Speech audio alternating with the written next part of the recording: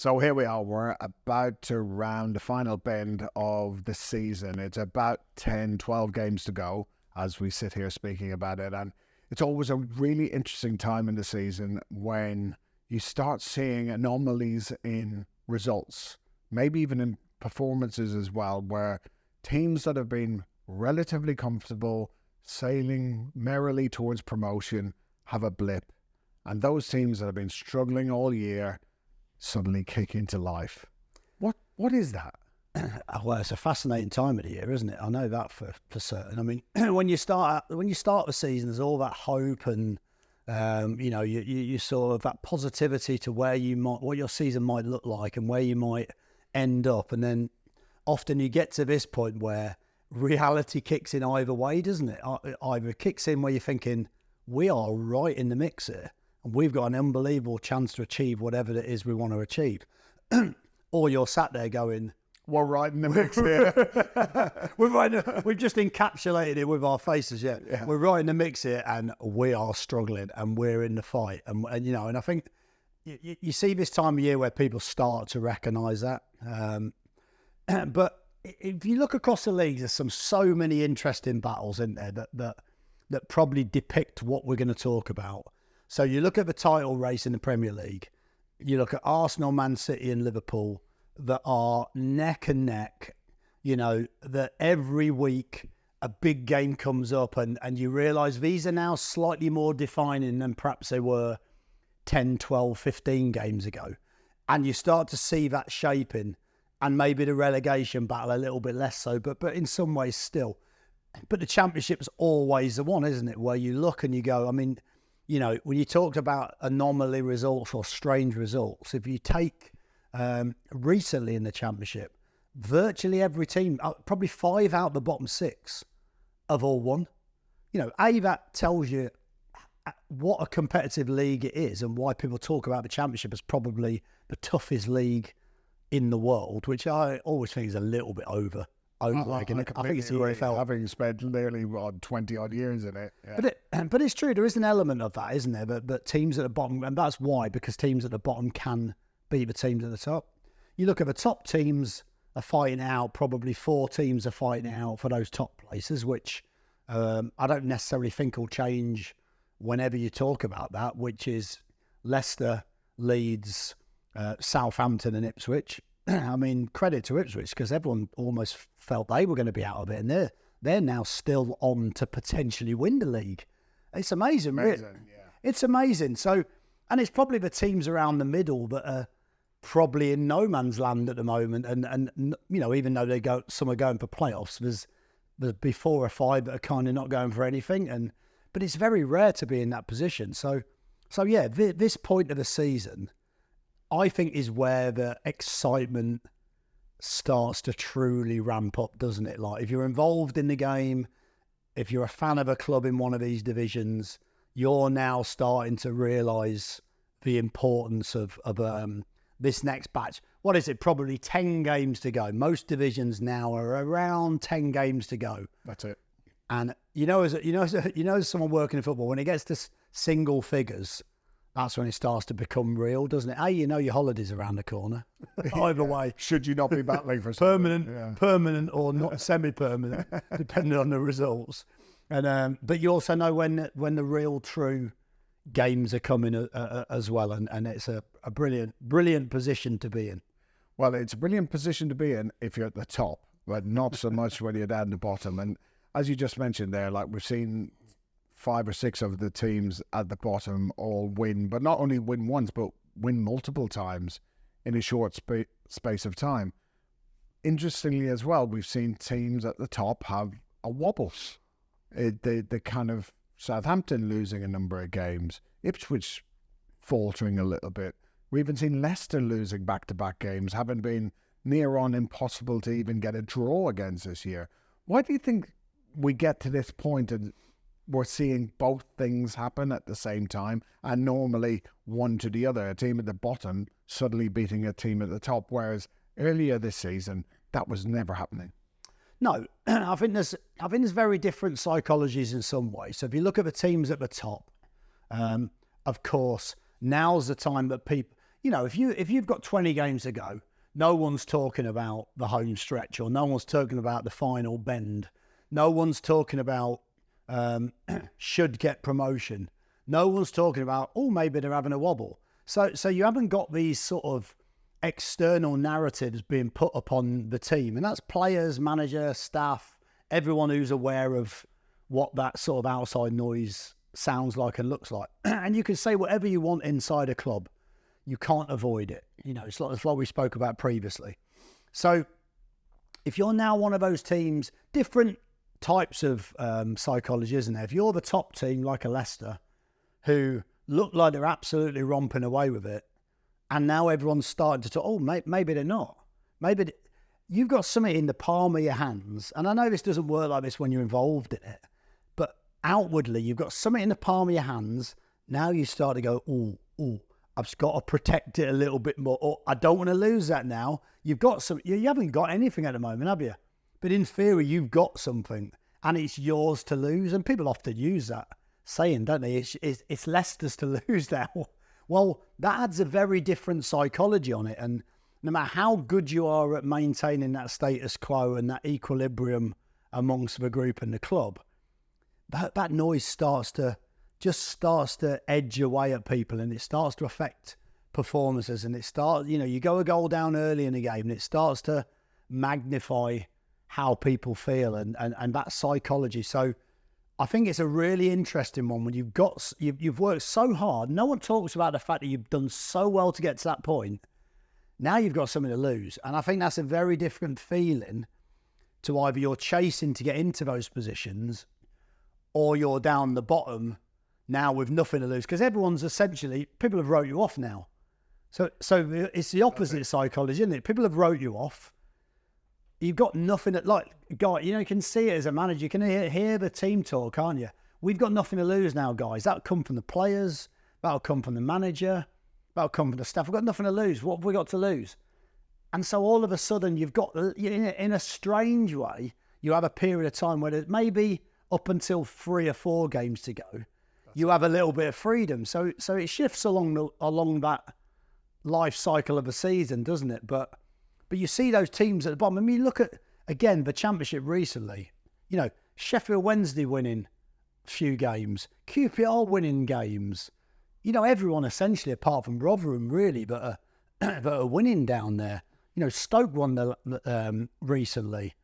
Actually, sometimes it's those teams just above there now just getting... Yeah, Millwall won 2 games back-to-back. So I think that out of the bottom 8... 6 of the teams have almost won 2 games in the last 3 at least. Yeah, then you look at someone like a Birmingham who are obviously just getting dragged down into that mix, and maybe not are unaware of that, but maybe aren't in a position yet where they're having to fight to get out of it. So, which is a different mindset, isn't it? When you haven't been looking at it, kind of had enough of a buffer, you're not in that mindset of fight. No. Whereas when you're at the bottom at this stage, you have to fight. It's almost not quite at the last throws, but if you're not going to kick now, then when are you going to kick? Well, that's been, in recent days and weeks, you've seen that appear in different ways, haven't you? So, if you look at someone like a Stoke where, John Walters has just gone in there as sort of interim technical director of football. And what he's done, in fairness, is he's probably understood the importance of exactly what's happening and exactly the situation that they're in and exactly the perilous position that they're in. So suddenly what he's done is he's actually quite early on, but probably around this time, this is what we're going to see. People almost, trying to galvanise their clubs, trying to galvanise the importance of the situation they're in. He spoke a lot about, we are fighting for our lives here. We need to make people, trying to get the crowd we need to help the players. And actually, quite cleverly in some ways, a brave move, but a clever move in as much as you're just trying to do anything you can now, because there's no point waiting until 3-4 games to go, because it might be too late. So you're starting to see some of these interesting psychological ploys and strategic moves from clubs that you can clearly see they're now starting to really understand. Time's running out. games are running out. This is the start of, how your season is going to end, and 10 games left to play, and the importance and the pressure just starts to ramp up inexplicably, really. Yeah, I've always found it really fascinating that working inside clubs, and when you're either in potential promotion race or in relegation trouble, that the word, whether it's the P word or the R word, whatever you want to say, is almost a taboo subject. You're not allowed to use the P word or the R word. And then almost it gets to a point where everybody recognizes that that is the elephant in the room. We need to start to embrace it. We need to start to be comfortable with talking about it. Obviously, you're more comfortable talking about promotion than you are talking about relegation, but avoiding the issue doesn't really help it, because everybody knows what's going on, but everyone's ignoring it, and ignoring it doesn't help you get to the point where you actually have to take action. No, because again, we've been involved in these situations where, as a club, you know what's at stake, the prize at the end of it, or the potential pitfalls at the end of it, but I think there's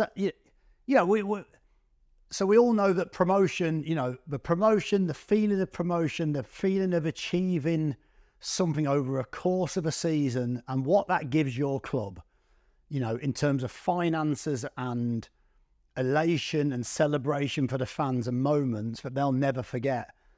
Those things are almost on a pedestal there, waiting to be grabbed, and it's so big and it's so exciting. But also the flip side of it, at the relegation end of that topic, people lose their jobs, people lose money, people, Just kudos, whatever you want to call it. Whatever you want it to be, it affects careers, it affects jobs, it affects families, it affects absolutely everything around the club. And we've all seen it where no one talks about. By not talking about it, people feel like perhaps they're not imparting that pressure on that group, or they're not. They just want to keep it the same, because we don't want to make it bigger than it is. But like you very rightly say, it's going to get bigger than it is at some point anyway. So you're probably better off. You're probably better off essentially getting it out the way and accepting that is just what you're fighting for, and because players know that. Players know it, staff know it, fans know it, everyone knows it.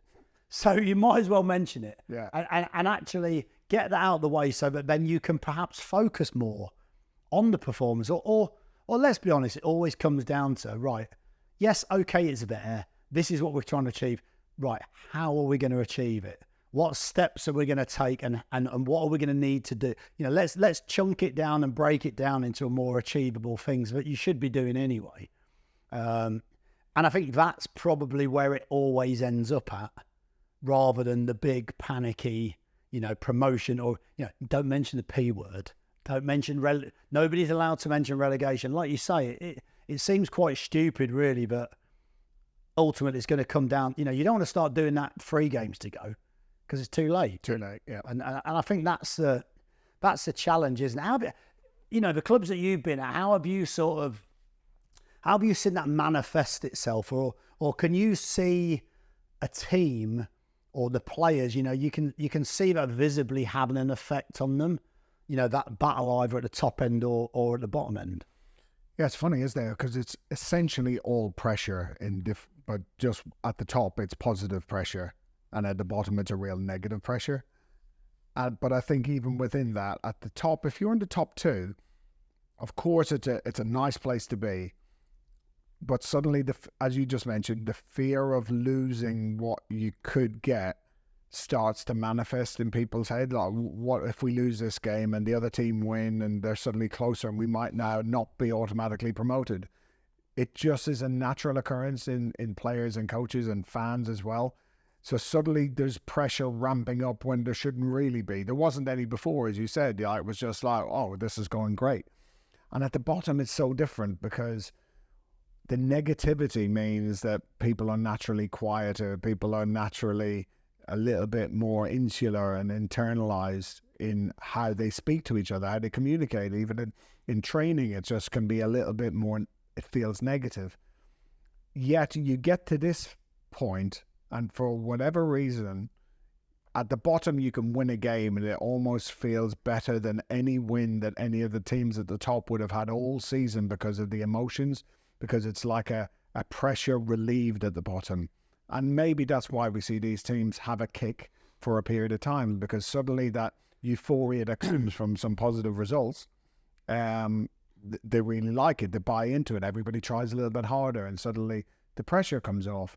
But at the top, it's not like the pressure is getting relieved, it's just getting changed. And it's still within a vacuum as such, but now it's almost been turned upside down. So what was really positive and exciting is now fearful, like we might lose out in the thing. So yeah, I think I know which one I prefer because the one at the bottom is certainly not, it almost has health implications as well for people. You just see stress.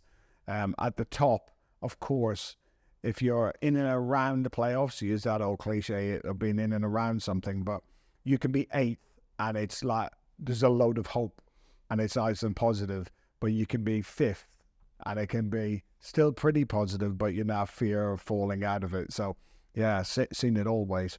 In some ways, actually, it's actually an easier and more balanced environment, isn't it, to just be on the precipice of maybe the playoffs at the moment. And like you say, you haven't got that pressure to stay in there. You haven't got that pressure where you might lose something. You haven't got the pressure where you might lose something big by going down.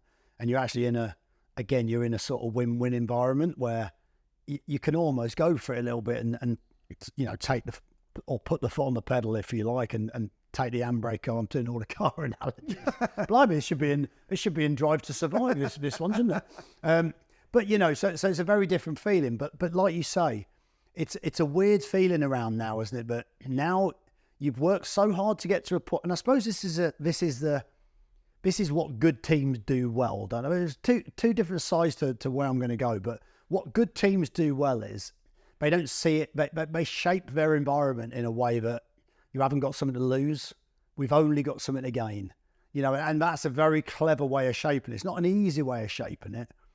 But you can just imagine, like a team like Ipswich, say at the moment, are getting constantly, every time they lose a game, they'll get wrote off because maybe they're not expected to be up there. But you can imagine a Kieran McKenna saying, why can't we? Why can't we? We're here. We deserve, so maybe where other teams or other people perhaps put that pressure on, maybe they can use that as a positive to actually, we can show people that we can handle the pressure and we are good enough. So I think it depends on how you shape it. And it's the same down the bottom, isn't it? We've got an opportunity to show our resilience, and we've got an opportunity to show our character. Is a very different message to we need to win. We need to win. Why do we need to win? Because we're in the relegation and we've got to get out of it. Yeah. There's ways of shaping that message. And I think as a manager, sometimes I try to think how I would handle those different situations. And I think sometimes there's a slightly different, going to be a bit of a dichotomy now in the way I describe this, but I'm trying to rival your longest word, or your most impressive word. That is an impressive word. We should have a word board. Sort of two impressive words if you think about it. Which anyway, but so if you think about it, but when you're at the top and you're going for something, so actually sometimes staying on an even keel and staying quite balanced and staying quite calm, I think is the best way to handle that. I'm not saying I've always done that or always handled it in the best way, but that to me is the best way to handle it. To make it feel to the players like this is nothing different. We're not panicking here. We're not getting excited here. We're just doing what we've done and we're doing it with the same level of focus and concentration. Sometimes inadvertently down the bottom end, and we've talked about the stress and the pressure, and of course, unfortunately for a manager, your job is to handle that pressure and handle that stress and not let that manifest to players. I actually think sometimes you can go you tend to go the other way for a spell.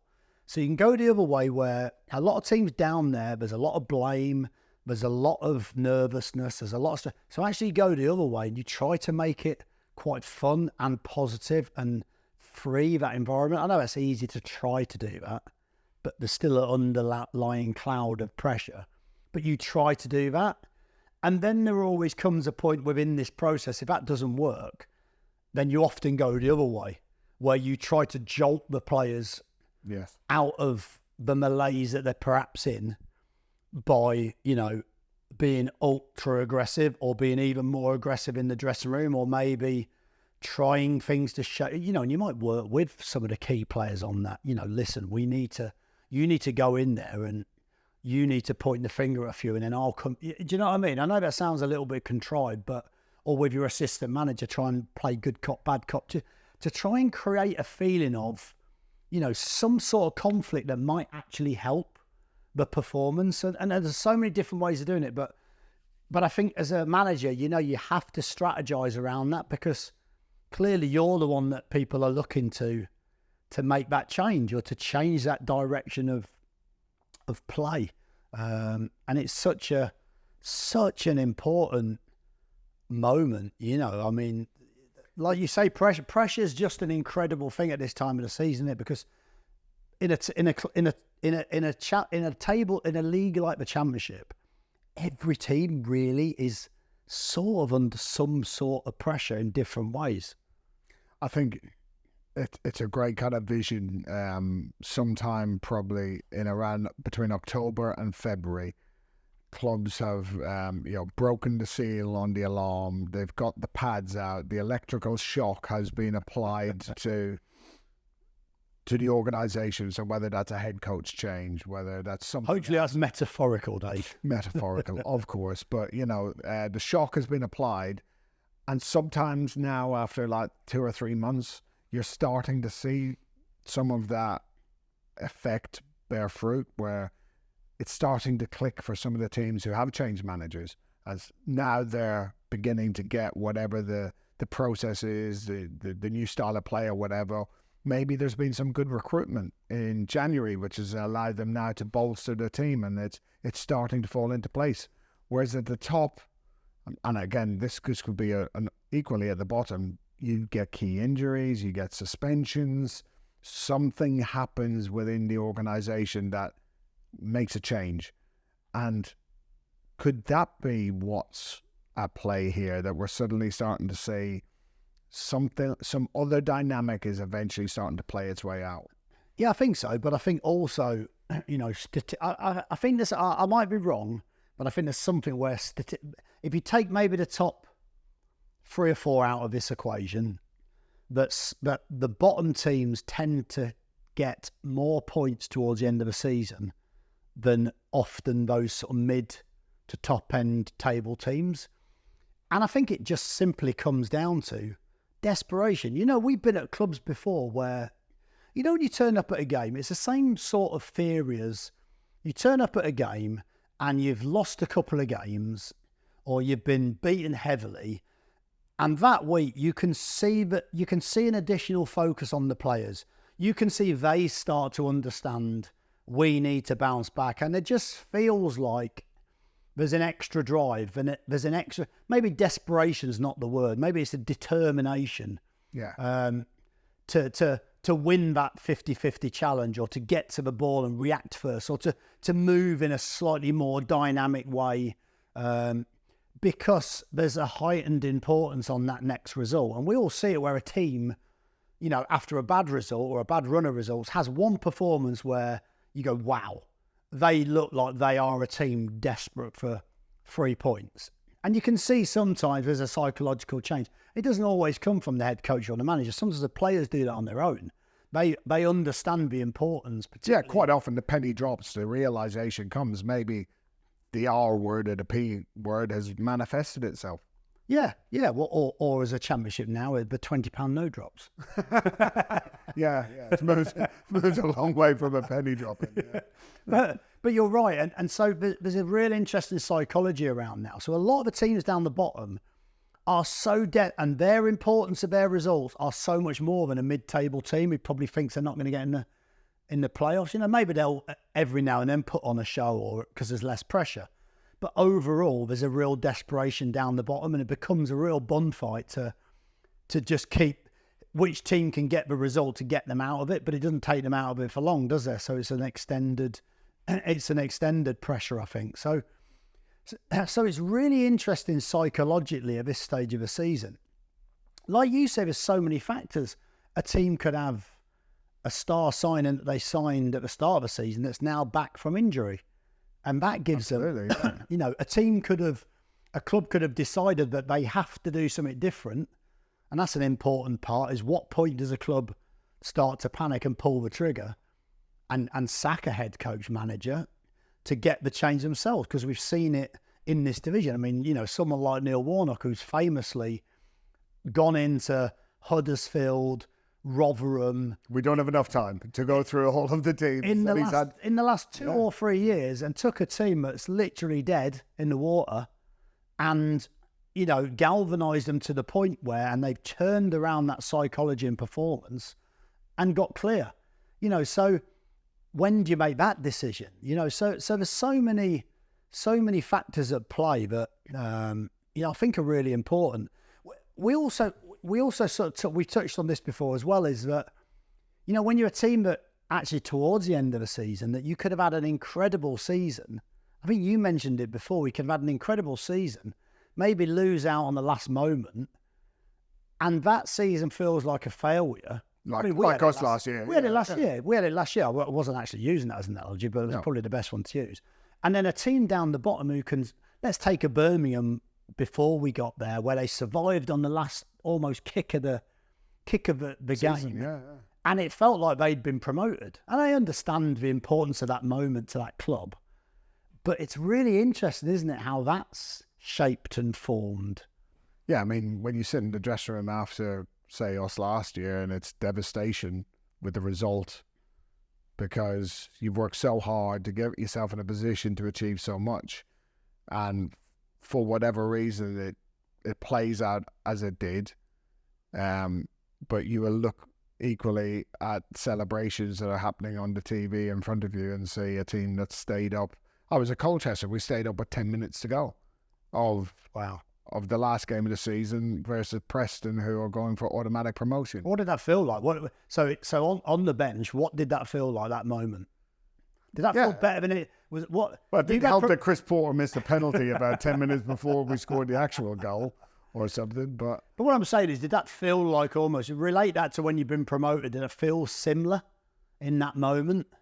I think with the promotion or because if you win a league, you can see it coming. You can see it's coming in, like it's essentially a little bit of the slow march towards victory, but essentially victory is coming towards you. Whereas on that day, it was literally a Russian roulette game. Both teams had to win to achieve whatever they wanted.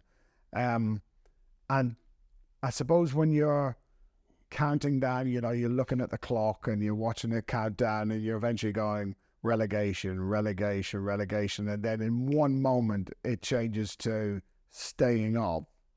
It's like the Aguero goal, winning the league for Man City. It's like hoping, but kind of beyond all hope, because everything else has to absolutely perfectly work for you. I spoke to someone the other day, just on that. I spoke to someone the other day, and they were with a team that I think they needed to win on the last day of the season, and they needed other teams to lose to go up automatically. Otherwise, they're in the playoffs.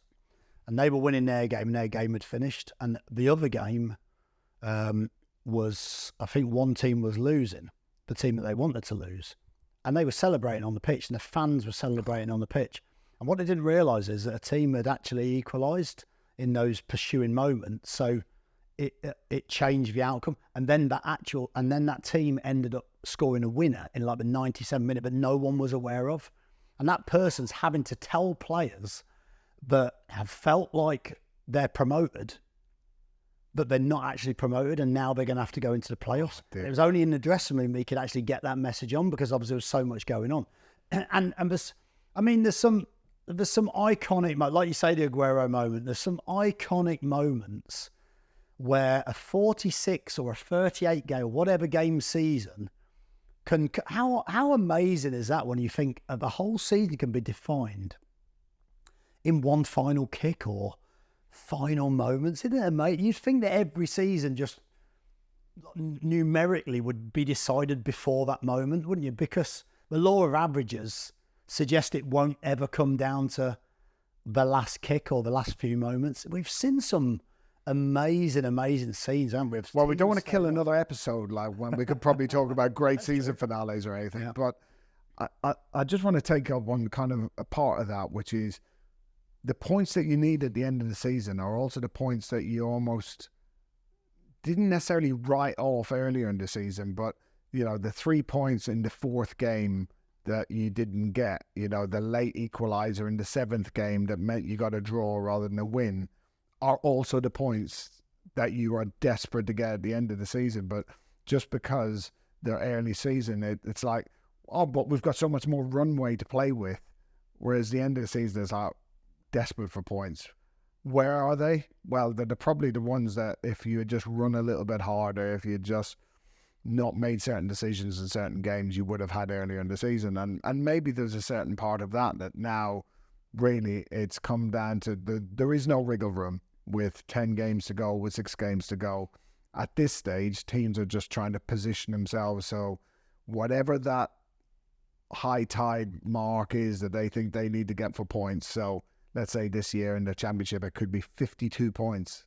It could be a really high level this year. Highest ever. Yeah, for teams to stay up. And if you don't get them now, you know, if you don't start accumulating, you're going to miss out.